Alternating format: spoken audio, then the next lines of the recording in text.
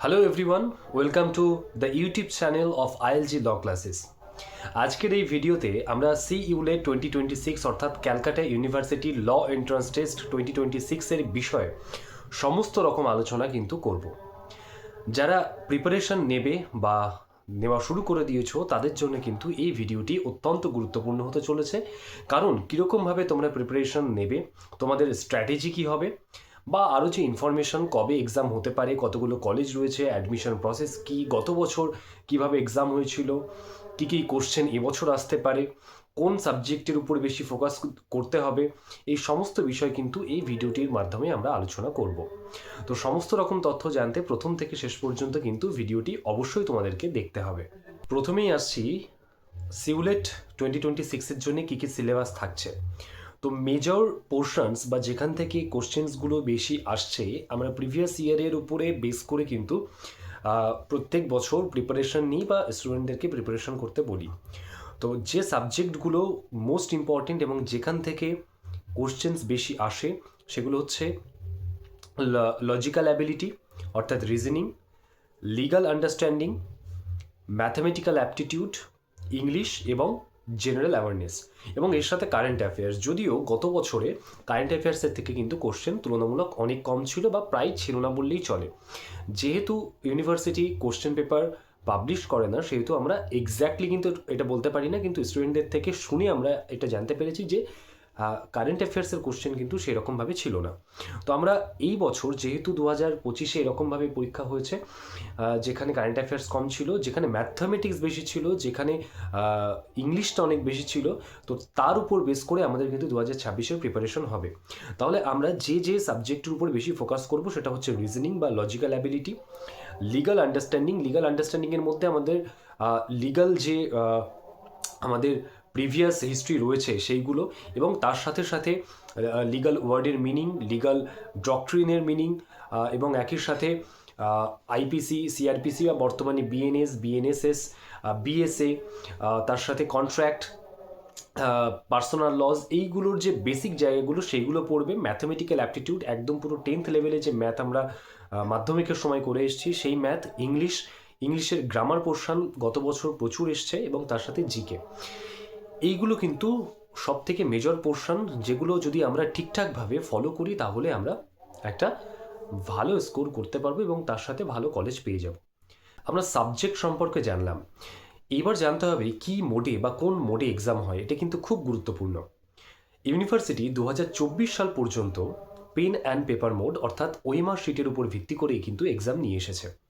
যদিও 2024 সালে একটা আশঙ্কা এসেছিল, যে আশঙ্কা বলা ভুল হবে, ইউনিভার্সিটি পাবলিশও করেছিল যে তারা সিবিটি মেথডে এক্সাম নেবে, অর্থাৎ কম্পিউটার বেসড টেস্ট হবে 2024-এ, কিন্তু কোনো কারণে সেটা আলটিমেট মোমেন্টে গিয়ে ক্যান্সেল হয়ে যায় 2025-এ। তাই প্রথম থেকেই আমরা একদম অবগত ছিলাম যে যেহেতু 2024-এ কোনো কারণে সফল হয়নি, তো 2025-এ কিন্তু সিবিটি মেথড আসতে চলেছে। তো আমরা স্টুডেন্টদেরকে সেরকমভাবে অ্যাওয়্যারও করেছিলাম, এবং ঠিক সেই মতোই 2025-এ ঘোষণা করে ইউনিভার্সিটি যে সিবিটি মেথডে এক্সাম হবে, এবং পুরো পরীক্ষাটা কিন্তু টিসিএস কন্ডাক্ট করেছিল। এবং সেই কারণে 2024 পর্যন্ত কিন্তু একটা সেগমেন্টে পরীক্ষা হতো, বা একটা সিরিজের উপর বেস করে বা একরকমভাবে পরীক্ষা হতো, একটা ট্র্যাডিশন মেনে পরীক্ষা হতো। 2025 থেকে সেই ট্র্যাডিশনটা চেঞ্জ হলো। 2025 থেকে কোশ্চেন প্যাটার্ন চেঞ্জ হলো, কোশ্চেন কোথা থেকে কোন সাবজেক্ট থেকে কতগুলো কোশ্চেন আসছে সেই জায়গাগুলো চেঞ্জ হলো। তো সেখানে 2024 পর্যন্ত আমরা দেখেছি যে কারেন্ট অ্যাফেয়ার্স প্রচুর পরিমাণে এসেছে। 2025-এ কিন্তু কারেন্ট অ্যাফেয়ার্স তুলনামূলক কম এসেছে। জিকে, ইংলিশ এবং ম্যাথ, এই তিনটে পোর্শন কিন্তু সবথেকে বেশি জোর দিয়েছিল আমাদের ইউনিভার্সিটি। 2025 সালে যে সিবিটি মেথডের এক্সাম শুরু হলো, সেটা কিন্তু আশা করা যায় পরবর্তী বা এই বছর থেকে পরবর্তী বছরগুলোতেও কন্টিনিউ হবে।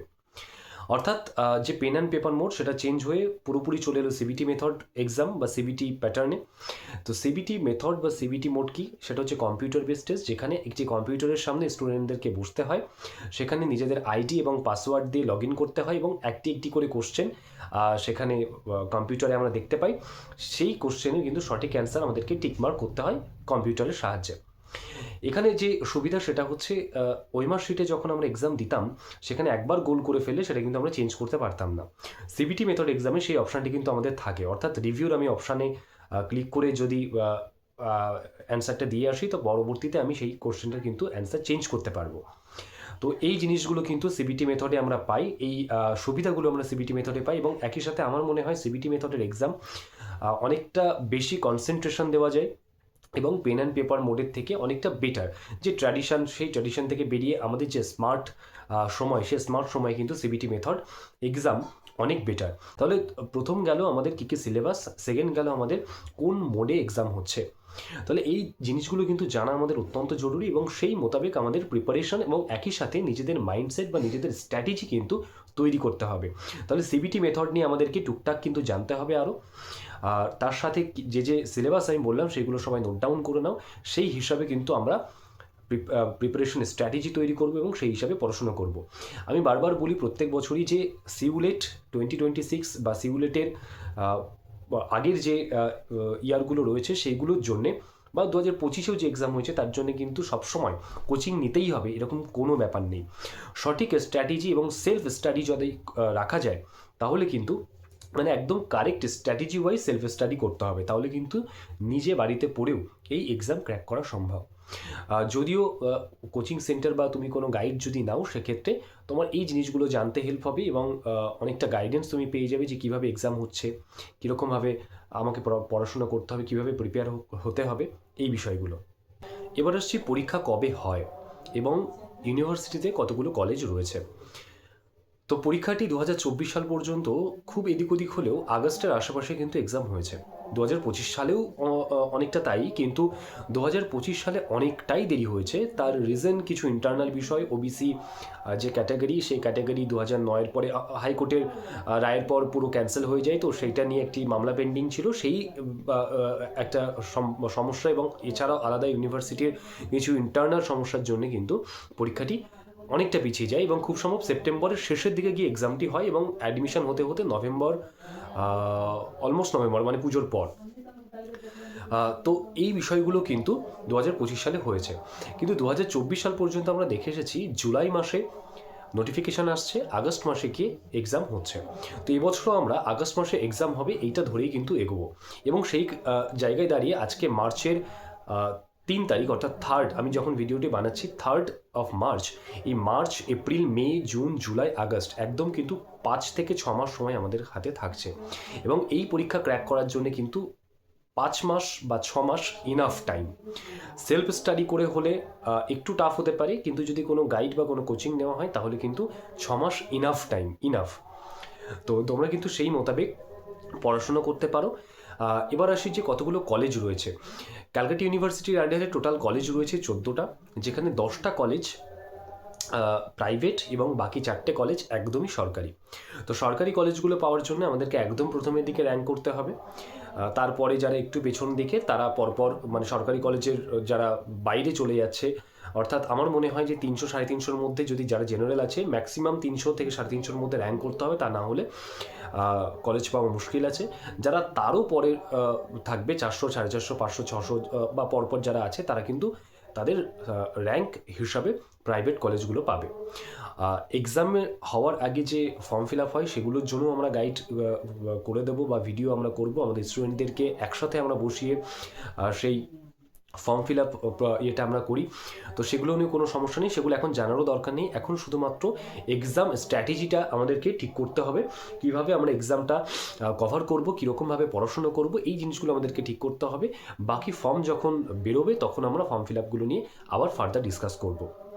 অ্যাডমিশন প্রসেস নিয়ে যদি আমরা বলি তাহলে অ্যাডমিশন প্রসেস কিন্তু একদম ফর্ম ফিল আপ থেকে শুরু হচ্ছে, অর্থাৎ একটি নোটিফিকেশান আসবে, দেন সেখানে একটি ডিউরেশন দেওয়া হবে যে এর মধ্যে ফর্ম ফিল আপ করতে হবে। তো আমরা নির্দিষ্ট টাইমে ফর্ম ফিল আপ করার পর এন্ট্রান্স এক্সামের ডেট দেওয়া হবে, এন্ট্রান্স এক্সামের পর মেরিট লিস্ট বেরোবে, দেন কাউন্সেলিং হবে, দেন ফিজিক্যাল ভেরিফিকেশন এবং দেন গিয়ে অ্যাডমিশন। তো এইটা কিন্তু পুরো একটা প্রসেস, যেগুলো তোমরা আস্তে আস্তে পড়াশোনা করতে করতে জেনে যাবে।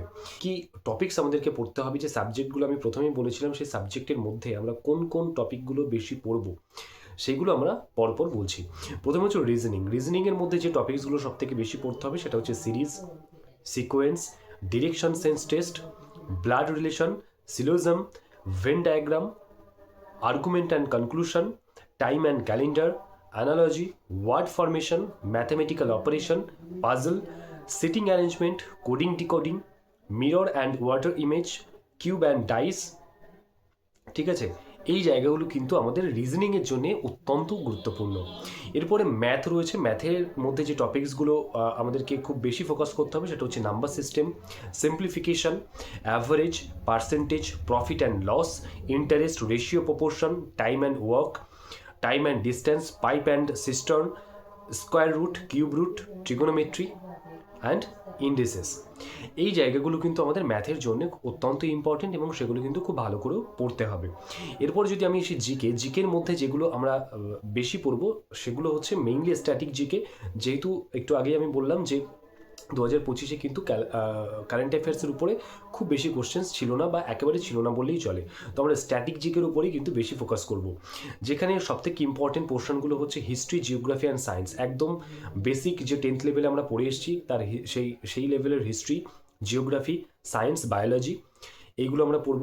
সায়েন্স অ্যান্ড টেকনোলজি এর সাথে internal relations, dates and days, culture and heritage, sports, defence and security, এছাড়া যে আলাদা স্ট্যাটিক জিকেগুলো হয় সেগুলো, এগুলো কিন্তু আমাদের জিকের সিলেবাস। এছাড়া আমাদের থাকছে লিগাল অ্যাপটিটিউড, যেটা কিন্তু খুব ইম্পর্টেন্ট। বিগত কয়েক বছর ধরে লিগাল অ্যাপটিটিউড থেকে অনেক কোশ্চেন ইউনিভার্সিটি দিচ্ছে। তো লিগাল অ্যাপটিটিউডের মধ্যে আমরা ইন্ডিয়ান কনস্টিটিউশনের উপরে একদম ইন্ডিয়ান কনস্টিটিউশন হিস্ট্রি থেকে শুরু করে যে বেসিক ইন্ডিয়ান কনস্টিটিউশনের পার্ট রয়েছে সেগুলো পড়ব। তার সাথে কন্ট্রাক্ট, আইপিসি বা বর্তমান যে বিএনএস, তার সাথে টর্টস, ফ্যামিলি ল 1 অ্যান্ড 2 অর্থাৎ হিন্দু ল এবং মুসলিম ল, এর সাথে ইম্পর্টেন্ট জাজমেন্ট, তার সাথে লিগাল কম্প্রিহেনশন। এই জায়গাগুলো কিন্তু আমরা পড়বো এবং একই সাথে আমাদের ফান্ডামেন্টাল রাইটসের যে পোর্শনটা রয়েছে কনস্টিটিউশনে সেইটা খুব গুরুত্বপূর্ণ, আর সেটা খুব গুরুত্ব দিয়ে পড়তে হবে। ল্যান্ডমার্ক জাজমেন্ট রয়েছে, সেই জায়গাগুলো আমাদেরকে পড়তে হবে। কন্ট্রাক্ট বা আদার্স যে লিগাল অ্যাপটিটিউডের সাবজেক্টগুলো বললাম সেগুলো কিন্তু খুব ভালো করে পড়তে হবে। তার সাথে সবথেকে ইম্পর্টেন্ট যে সাবজেক্টগুলো রয়েছে তার মধ্যে অন্যতম হচ্ছে ইংলিশ। ইংলিশে যেগুলো আমরা পড়বো মূলত সেটা হচ্ছে sentence, parts of speech, tense, narration, voice change, synthesis, comprehension, sentence sequence, spotting errors, sentence improvement, cloze test, aids to vocabulary, spelling test. এই জায়গাগুলো কিন্তু খুব গুরুত্বপূর্ণ। আমি যেগুলো বললাম সেগুলো তোমরা ভিডিও পজ করে করে লিখে নিতে পারো, কারণ এইগুলো কিন্তু মূল ফোকাস করে আমাদেরকে পড়তে হবে। ম্যাথ, ইংলিশ এবং জিকে, এই তিনটে পোর্শন আমাদের সব থেকে ইম্পর্টেন্ট। এটা গেল সিউলেট 2026-এর ব্যাপারে সব থেকে ইম্পর্টেন্ট যে বিষয়গুলো, সেই বিষয়গুলো নিয়ে আলোচনা। আমরা টাইম টু টাইম আরও ভিডিও আনবো যেগুলো আমাদের মনে হবে যে স্টুডেন্টদের জানা দরকার বা জানা প্রয়োজন। তোমাদের যদি মনে হয় যে কলেজগুলো নিয়ে আলাদা ভিডিও দরকার বা যদি মনে হয় যে অন্য কোনো বিষয়ের উপর কোনো ভিডিও দরকার, সেগুলোও কিন্তু আমরা তোমাদের রিকোয়েস্টে আনবো। সেটা কমেন্ট করে অবশ্যই জানিও। আইএলজি ল ক্লাসেস তোমাদের জয়েন করতেই হবে এরকম আমি একদমই বলবো না, কিন্তু জয়েন করে তোমরা ডিফারেন্সটা বুঝতে পারবে আমরা কীরকমভাবে পড়াশোনা করাই, আমাদের স্ট্র্যাটেজি কী, আমাদের সেগুলো ফেসবুক পেজ, আমাদের ইউটিউবের আগের ভিডিও, ইনস্টাগ্রাম অ্যাকাউন্ট, সেগুলোতে গিয়ে কিন্তু তোমরা কিছুটা আভাস পেতে পারো। আমরা নিজেদেরকে টিচার মনে করার থেকেও বেশি মনে করি আমরা আমাদের স্টুডেন্টদের দাদা এবং দিদি বা সঠিক গাইড এই হিসাবে কিন্তু আমরা ভাবি। তো যাই হোক, সেইগুলো তোমরা জয়েন করলেই জানতে পারবে। স্ক্রিনে দেওয়া যে ফোন নাম্বার সেখানে কন্ট্যাক্ট করে বা হোয়াটসঅ্যাপ করে তোমরা জয়েন হতে পারো। আমাদের ফিস কিন্তু একদমই কম, অন্যান্য যে ইনস্টিটিউট রয়েছে সেইগুলোর থেকে একবার তোমরা দেখে নিতে পারো। এবং নোটস কিন্তু আমরা প্রোভাইড করি, পুরো সম্পূর্ণ যে কোর্সের জন্য যা যা দরকার সমস্ত নোটস কিন্তু আমরাই প্রোভাইড করি। আর বাকি দেখা হবে তোমরা যদি ক্লাস নাও তাহলেই। আমি কিন্তু আবারও বলছি যে সিউলেট বা ক্যালকাটা ইউনিভার্সিটি ল এন্ট্রান্স টেস্টের জন্য যে সবসময় প্রিপারেশন নিতেই হবে কোনো কোচিং সেন্টারে এরকম ব্যাপার নয়, নিজে প্রিপারেশন নিয়েও কিন্তু এক্সাম ক্র্যাক করা সম্ভব। তো তোমরা সেই বুঝে নেবে, নিজেদের এবিলিটি বুঝে নেবে। অবশ্যই একটা কোচিং সেন্টার বা একটা গাইড থাকলে এক্সাম বুঝতে বা এক্সাম কীভাবে হবে তার প্যাটার্ন বা অন্যান্য যে আনুষঙ্গিক বিষয়গুলো রয়েছে সেগুলো বুঝতে সুবিধা হয়। তো যাই হোক, তোমরা জানিও যে আর কোন বিষয়ের উপর তোমাদের ভিডিও দরকার। এবং আমরা সবথেকে বড় বিষয় আমরা ঠিক করেছি যে এই বছর আমরা বেশ কিছু ক্লাস ইউটিউবে পোস্ট করব, যেগুলো খুব ইম্পর্টেন্ট টপিকস, যেগুলো স্টুডেন্টদের একদমই জানা দরকার, সেগুলো ফ্রিতে একদম তোমরা কিন্তু ইউটিউব চ্যানেলে দেখতে পাবে। তো তোমরা সেই কারণে আমাদের চ্যানেলটিকে সাবস্ক্রাইব করে নিতে পারো এবং যদি ক্লাস নিতে চাও তাহলে কন্ট্যাক্ট নাম্বারে যোগাযোগ করে আমাদের সঙ্গে জয়েন করতে পারো আইএলজি ল ক্লাসেস। আমাদের লোকেশনটা একবার বলে দিই, লোকেশন হচ্ছে দমদম স্টেশন থেকে একদম 5 মিনিটস। এবং একই সাথে আমরা কিন্তু অনলাইন কোচিং সেন্টারও বা অনলাইন কোচিংও কিন্তু আমরা দিই। অর্থাৎ যারা দূরে থাকে, যেমন অলরেডি আমাদের সঙ্গে ক্লাস করছে, আমাদের মান্থলি ব্যাচ অলরেডি চলছে, অনেকে জয়েন করেছে, যে একজন মুর্শিদাবাদ থাকে, একজন কোচবিহার থাকে, তারা কিন্তু অনলাইনে কোচিং করছে, কারণ এখানে এসে পড়াশোনা করা তাদের জন্য অনেকটাই চাপ। তো অনলাইনে কিন্তু আমাদের ক্লাসেস থাকে। সকলকে অসংখ্য ধন্যবাদ। সিউলেট 2026-এর জন্য অত্যন্ত ভালোবাসা এবং অভিনন্দন রইল, শুভেচ্ছা রইল। তোমরা ভালো করে পড়াশোনা করো, পরীক্ষা নিশ্চয়ই ভালো হবে।